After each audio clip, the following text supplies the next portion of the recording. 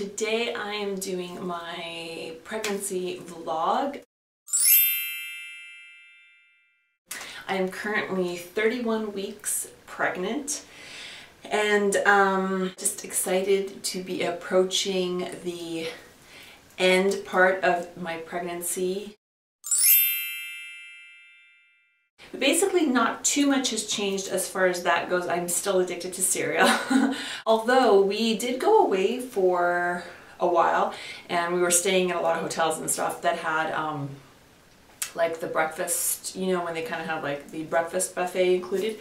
And so I actually did stray a little bit from my typical cereal morning meal. Had some oatmeal a couple of the mornings and a lot of fresh fruit. So I really did enjoy that, but I gotta say that now that I'm back at home, I am really, I'm realizing how much I really did miss having my cereal, especially my vanilla Rice Krispies, which is still my all-time favorite cereal snack, meal, anything to have. Aside from that, I guess one of the other sort of symptoms that I've been experiencing is crazy, like vivid dreams, like the kind of dreams that like don't make sense, but they just seem super real. And then like when you think about them when you wake up, you're kind of like, how did I think that was real? I guess I'm just getting a little bit achier as the weeks go by, just, you know, with the added weight and you know, just the fatigue and all that kind of stuff. So I think that's to be expected. And that's pretty much it. So I talked about how we unofficially found out that we were having a girl, and I say unofficially because they have a policy where they will not, like the ultrasound technicians will not tell you if you're having a boy or a girl. Or not supposed to or allowed to, I don't know. And so we sort of found out by accident when I went to my first doctor's appointment, and she did like a really quick ultrasound on me and was super nice and kind of was just like, well, you know, like, do you want to find out the sex? And I was like, yeah. So she checked really quick and said it looked like it was a girl. But every other time we've found out the sex, we have sort of we've had it confirmed like multiple times whenever we've had like ultrasounds, because like they were telling us at the time because we weren't living here. But because it's like the only time we have been told that we're having a girl, a part of me was kind of like, well, what if they're wrong? Like what, you know, because it was like really quick and stuff. With that said, I just had another ultrasound actually today, and I'll get into that in a second, but my technician was like super nice. I've actually had her a few times for some of my other ultrasounds. And I was telling her, you know, that we had kind of sort of found out, and she sort of just, you know, let it be known that as far as she was concerned, the multiple times that, you know, I had come in for ultrasounds with her, that she did in fact confirm that she believed it was a girl as well. So we again unofficially found out that we are still having a girl. So yay for that. So my last, I would say, 4 to 5 weeks, I have been measuring small for whatever week I was in at that point. I've been anywhere from 2 to 4 weeks smaller than I guess, you know, I was supposed to be. And it's not the first time that I've measured small in a pregnancy, but, you know, I guess just they need to take precautions and make sure that it's not something else. That is why I've been having an excessive amount of ultrasounds, but they just want to monitor the baby. And so I have been having, like, it seems like I've been having an ultrasound every couple of weeks, which is crazy. My ultrasound technician was super nice, and let me just say, for the record, if you are pregnant or planning on getting pregnant at any point, be really nice to your technician. This was the first ultrasound where the baby measured exactly 31 weeks, which was crazy because, like I said, every ultrasound the baby's been measuring small, and my like stomach's been measuring small. I was like beyond thrilled because, you know, it's stressful, and I was like already dreading that I was gonna have to wait until my next doctor's appointment and all that kind of stuff.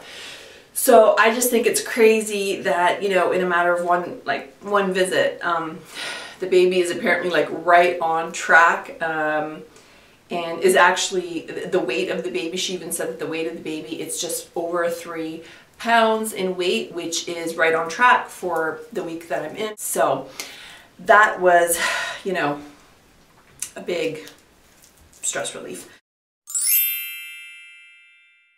The last time I spoke about the baby moving, I mentioned that, you know, I feel the baby moving a lot, but not like crazy, like not like some of my other babies that have just been like non-stop in my stomach. And now I'm eating my words, because ever since then, this baby is just like crazy hyper.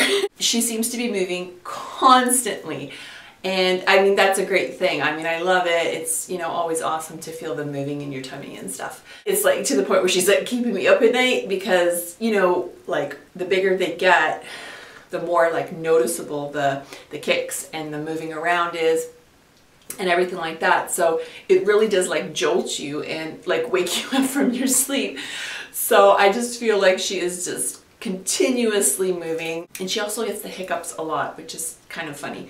So you'll kind of feel like this rhythmic, you know, like kind of pounding on your stomach, and it'll last for like, you know, 10 or 15 minutes straight. So that's kind of funny. I'm just a lot more tired.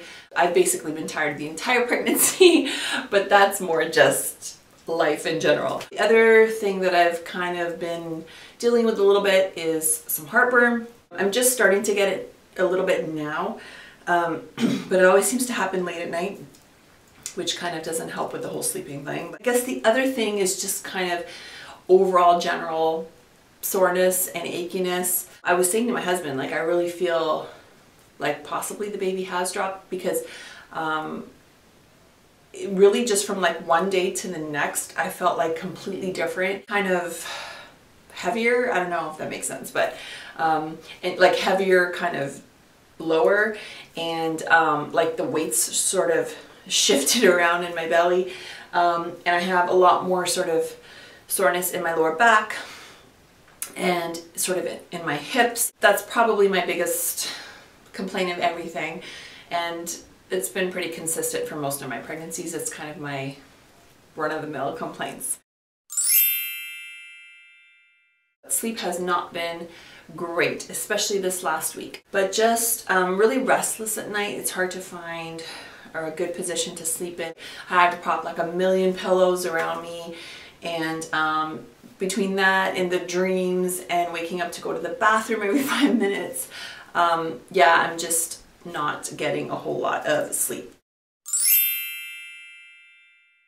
We actually really ran out of names. You know, my kids all have pretty unique names. They're not weird, but we purposely have tried to pick names that are not super common. The problem with that is it's easy to run out of names, because you can't all of a sudden just pick like, you know, Angela or Jill. You know, you can't just like go from, you know, unique names to just like a really plain name. So we are toying with a few names that we've narrowed it down to, but we actually, that's the one thing that we kind of leave as a surprise to the very end.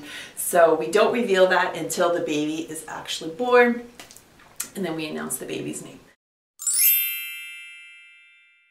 Okay, so I will show you my belly and what it looks like at 31 weeks. So here we go.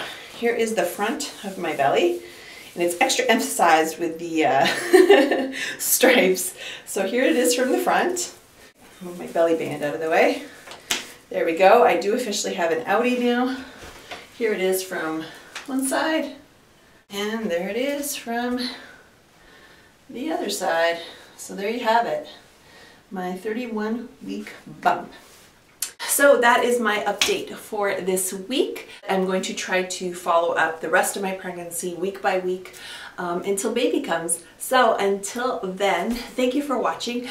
Be sure to subscribe for more baby/pregnancy videos. Check out my other channels as well. I will link them all below, and I will talk to you guys later. Bye!